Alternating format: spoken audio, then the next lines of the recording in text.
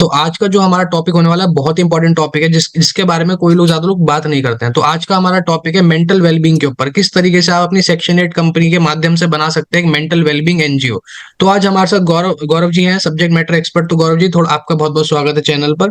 थोड़ा बताइए mental wellbeing क्या है, मतलब कि कौन लोग इस सेक्शन 8 कंपनी को स्टार्ट कर सकते हैं जो मेंटल वेलबींग में काम करना चाहते हैं, और क्या क्या मार्केट अपॉर्चुनिटीज, क्या साइज है, थोड़ा बहुत इसके बारे में हमारे दर्शकों को बताइए। धन्यवाद रचित जी। तो बेसिकली अगर मैं ये बताऊं कि हाँ जी, जो आपने टॉपिक डिस्कस किया है वो है हम मेंटल वेलबींग या सुसाइड प्रिवेंशन एनजीओ किस तरीके से शुरू कर सकते हैं। तो देखिए, जी। आजकल जिस तरीके के माहौल में हम जी रहे हैं उसमें ऑब्वियसली बात है, बहुत ज्यादा स्ट्रेस, बहुत ज्यादा डिप्रेशन, बहुत ज्यादा बिजीनेस और बहुत सारी जितनी भी चीजें हैं वो है। अब उसको लेके लोग जो है ना बहुत परेशान रहते हैं और लोगों के दिमाग में बहुत सारे असमंजस के क्वेश्चन रहते हैं कि क्या किया जाए। मेंटल वेलबींग लोगों की ठीक नहीं है, पूरी स्लीप नहीं मिल रही है कई लोगों को, कई लोग और चीजों से परेशान है, तो बहुत सारी समस्याओं के साथ जी। ग्रसित हैं लोग। तो वो क्या करते हैं, वो मेंटल वेलबींग अपनी अच्छी नहीं रख पाते, कहीं ना कहीं डिप्रेशन में डूब जाते हैं या किसी ना किसी और जरिए का यूज लेते हैं अपने मेंटल वेलबींग को ठीक करने के लिए। और कई लोग तो बेचारे सुसाइड की तरफ भी बढ़ जाते हैं क्योंकि उनको बहुत सारी चीजें होती हैं जो जिंदगी में बहुत ज्यादा परेशान कर रही होती हैं। तो इसी चीज को रोकने के लिए आप एक मेंटल वेलबींग, एक अच्छी वेलबींग क्रिएट करने के लिए, लोगों में ये समझाने के लिए कि हाँ जी, अवेयरनेस क्रिएट करने के लिए कि हाँ जी, किस तरीके से आप अपनी मेंटल वेलबींग को सही रख सकते हैं और किस तरीके से सोसाइटी में सुसाइड प्रिवेंशन रोक सकते हैं। एक तरीके से सुसाइड्स को रोकना, प्रिवेंट करना बहुत ज्यादा जरूरी है और वो आप इसके थ्रू कर सकते हैं। और इस एनजीओ की रिक्वायरमेंट बहुत ज्यादा है, रीजन फॉर बीइंग, चाहे वो स्टूडेंट्स हों, चाहे वो एक तरीके से वयस्क लोग हों, चाहे वो कोई भी हो, तो बहुत ज्यादा जरूरत पड़ रही है आजकल जिस तरीके के केसेस बढ़ते जा रहे हैं। अब इसको कौन कौन स्टार्ट कर सकता है वो मैं बता देता हूँ। कोई भी इंडियन सिटीजन, जो मिनिमम 2 इंडिविजुअल की रिक्वायरमेंट होती है सेक्शन 8 फॉर्म करने के लिए, सेक्शन 8 के थ्रू आप इसे फॉर्म कर सकते हैं।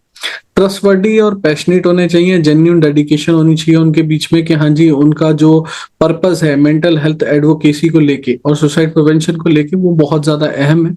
तो वो बहुत ज्यादा जरूरी है। अगर आप कोई भी चीज शुरू करते हो तो आप एक तरीके से पैशनेट होने चाहिए कि हाँ जी, इस चीज को लेके आप पूरी तरीके से फोकस्ड हैं। सारी चीजें आपके पास, थोड़ा सा स्किल और इक्विप्ड चीजें भी होनी चाहिए, जैसे कि आपके पास एक्सपीरियंस हो मेंटल हेल्थ से रिलेटेड चीजों में काम करने का, या सोशल वर्क किया है आपने, या एक तरीके से मैनेजमेंट एडवांटेज आप रख रहे हैं, तो वो भी बहुत अच्छा है। और अगर हम देखें कि हाँ जी, जैसे कई साइकोलॉजिस्ट होते हैं, जो साइकोलॉजिस्ट होते हैं वो अपने क्लिनिक्स पे थेरेपी के अलावा, अपने साइकोलॉजिस्ट सेशंस देने के अलावा, कई तो थेरेपिस्ट होते हैं उसके अलावा भी कुछ शुरू करना चाहते हैं, तो वो इस चीज को बहुत आसानी से शुरू कर सकते फॉर एग्जाम्पल, जैसे कोई सेक्शन 8 कंपनी एनजीओ स्टार्ट करता है तो वो प्रॉपरली किसी को हायर करके, साइकेट्रिस्ट को हायर करके, उन अपने जो उनके दर्शक जो भी लोग हैं उनके साथ जो जुड़ेंगे उस एनजीओ के साथ, उनको वो प्रॉपर सेशन दिलवा सकते हैं उनकी मेंटल वेलबींग के लिए, और उनको हर तरीके से हेल्प कर प्रोवाइड कर सकते हैं मेंटल, जिससे उनका स्टेटस अच्छा हो थोड़ा, जैसे कि डिप्रेशन से हटे, या कोई भी तरीके की जो आजकल सेल्फ अब्यूज वाली चीजें भी होती हैं, कई लोग अपने आप को हानि पहुंचाना चाहते हैं, तो इन सब चीजों में भी उनको बेनिफिट मिलेगा जो इस सेक्शन 8 कंपनी को स्टार्ट करेगा।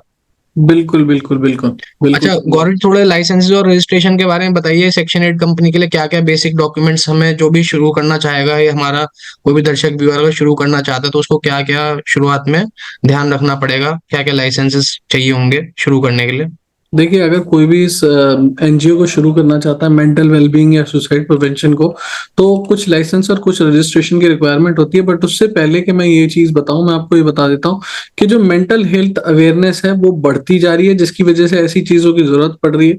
मार्केट में ऐसी अपॉर्चुनिटीज बढ़ रही हैं जो ऐसी एनजीओ को लिए मदद करें, तो आप इस एनजीओ के लिए ऐसी अपॉर्चुनिटीज का चुनाव करके आपको बहुत ज्यादा फायदा दे सकते हैं लोगों को, और थोड़ा बहुत अपने लिए भी कुछ ना कुछ काम में आप आ सकते हैं। जैसे कि अगर मैं बोलूं कि हाँ जी, लिमिटेड असेस है आपकी सर्विसेज का लोगों के पास, कि हाँ जी, जो दूर दराज के एरिया हैं वहां पे मेंटल हेल्थ के बारे जी। में तो कोई चर्चा ही नहीं करता।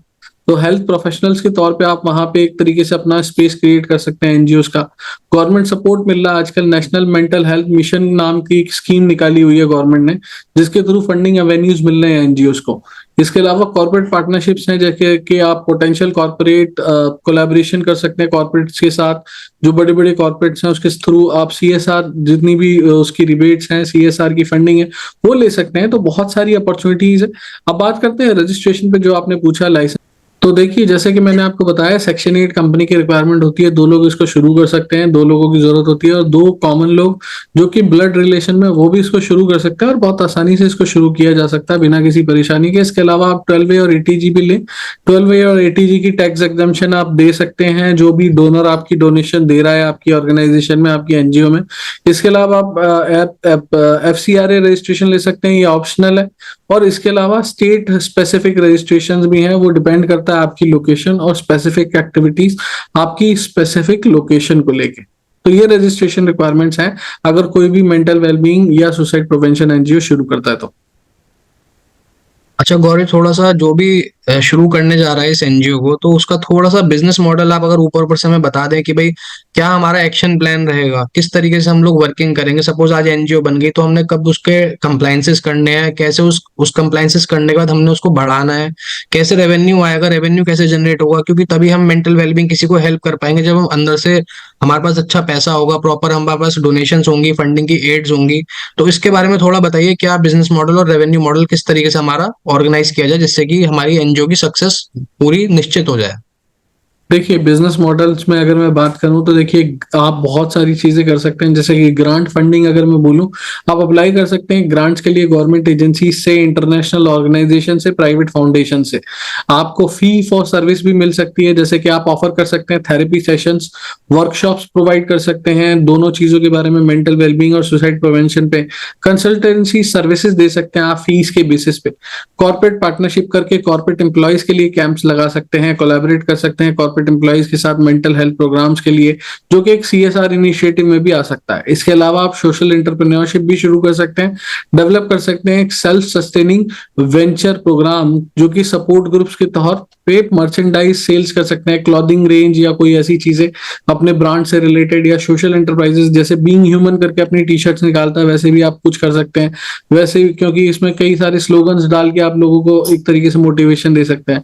डोनेशन और फंडिंग एक लास्ट एवेन्यू है जिसके थ्रू आप लेवरेज कर सकते हैं कि आप इंडिविजुअल्स तक पहुंचे और कॉर्पोरेट डोनेशंस भी लें ऑनलाइन प्लेटफॉर्म के थ्रू। आजकल ये बहुत आसान है, आप पेमेंट गेटवे बनाएं, बट पेमेंट गेटवे के लिए आपको अपनी सेक्शन 8 कंपनी रजिस्टर करनी पड़ेगी और उसके थ्रू जाना पड़ेगा। अब बात करते हैं रेवेन्यू मॉडल्स पे। तो रेवेन्यू मॉडल्स पे आप बहुत तरीके के रेवेन्यू मॉडल्स यूज कर सकते हैं, जैसे कि डिफरेंशिएटेड प्राइसिंग हो गई। आप सब्सिडाइज सर्विसेज दे सकते हो लो इनकम पॉपुलेशन को, जिनके पास ज्यादा अच्छा बजट नहीं है। मार्केट रेट्स पे आप कॉर्पोरेट क्लाइंट्स बना सकते हैं, उनको सेशंस दे सकते हैं। आप मेंबरशिप प्रोग्राम्स क्रिएट कर सकते हैं, जो कि टायर्ड मेंबरशिप स्कीम्स के तौर पे हो सकता है, एक्सक्लूसिव रिसोर्सेज के साथ हो सकता है। डोनेशंस की बात करें तो देखिए, फंड रेजिंग में सबसे बड़ी अहम भूमिका क्राउड फंडिंग की ही होती है, तो आप उसे यूज कर सकते हैं। चैरिटी एक तरीके से प्रोग्राम्स और इवेंट्स कर सकते हैं, ऑनलाइन कैंपेन कर सकते हैं। अब अगर मैं बताऊं आपको, एक केस स्टडी है, आसरा नाम की एक एनजीओ है जो कि ऑफर करती है subsidise therapy sessions. Trained volunteers इसमें होते हैं, जो कि होते हैं साइकोलॉजिस्ट और बाकी सारे लोग।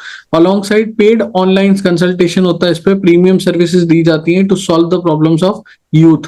अगर इसके अलावा डिजिटल मार्केटिंग स्ट्रेटजी की बात करूं कि हाँ जी, टारगेट ऑडियंस आपकी क्या होगी, डिपेंड करता है आप किस डेमोग्राफी पे आप अपने लोगों को सर्विसेज दे रहे हैं, वर्क ऑनलाइन कर दे रहे रहे हैं, हैं, ऑफलाइन बिल्कुल। दे रहे हैं, यूथ को दे रहे हैं, प्रोफेशनल्स को दे रहे हैं, फैमिली को दे रहे हैं।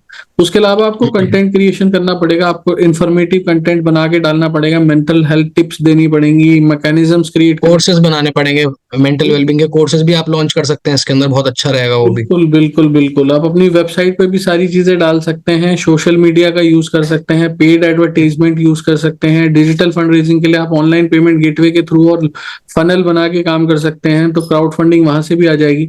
और ट्रैक कर सकते हैं अपने कैंपेन्स को कि हाँ जी, वो कितना इफेक्टिवली काम कर रहे हैं, किस तरीके से काम कर रहे हैं, और एक पूरा एक फॉर्मुलेशन प्लान बन सकता है इसका। अगर आपको बिजनेस प्लान से रिलेटेड इसकी कोई भी डिटेल चाहिए कि हाँ जी, हम इसका बिजनेस प्लान कैसे बनाएं, किस तरीके से बनाएं, ताकि हम थोड़ा रेवेन्यू में भी रहें, थोड़ा सा हमारे को ये भी हो कि हमारे बिजनेस मॉडल चलते रहे और हमारा काम प्रॉपरली हो जाए, तो ये भी हम आपको दे देंगे। ठीक है गौरव जी, काफी अच्छी इन्फॉर्मेशन आपने प्रोवाइड करी है हमारे दर्शकों को। Thank you so much. आज का टॉपिक आपने अच्छे समझाया बहुत। Thank you thank you. Thank you, बिल्कुल। बट मैं एक चीज और कहना चाहूंगा, ऐसी कई सारी एनजीओ हैं जी। जो कि सेक्शन 8 में काम कर रही हैं। पहला मैंने आपको आसरा के नाम से बताया था, आसरा फाउंडेशन है जो कि स्ट्रॉन्ग वॉलंटियर सपोर्ट देती है, फंड रेजिंग मैराथन्स वगैरह यूज करती है। दूसरी है लिव लव लॉफ एक तरीके से फाउंडेशन के तौर पे, जो कि बहुत अच्छी तरीके से दिल्ली में बेस्ड है। माइंड मैटर्स फाउंडेशन करके है, जो कि सेक्शन 8 में रजिस्टर्ड है। इसके अलावा अनार फाउंडेशन है, जो कि पैन इंडिया में काम कर रही है, जो कि प्रोग्राम चलाती है इंटरवेंशन ट्रेनिंग्स की, ट्रॉमा इन्फॉर्म्ड केयर प्रोग्राम्स अपने वेलबींग के बना रखे हैं उन्होंने। ऐसे ही संगनाथ करके है नोएडा से। तो बहुत सारी ऑर्गेनाइजेशन है, बहुत सारे केस स्टडीज हैं, आप चाहें तो शुरू कर सकते हैं। दोस्तों, ये वीडियो कहीं से कहीं तक किसी भी तरीके का एडवर्टीजमेंट ना है, ना इसे माना जाए, ना इसे समझा जाए। सिर्फ एक ट्यूटोरियल वीडियो है नॉलेज पर्पसेस के लिए। Thank you.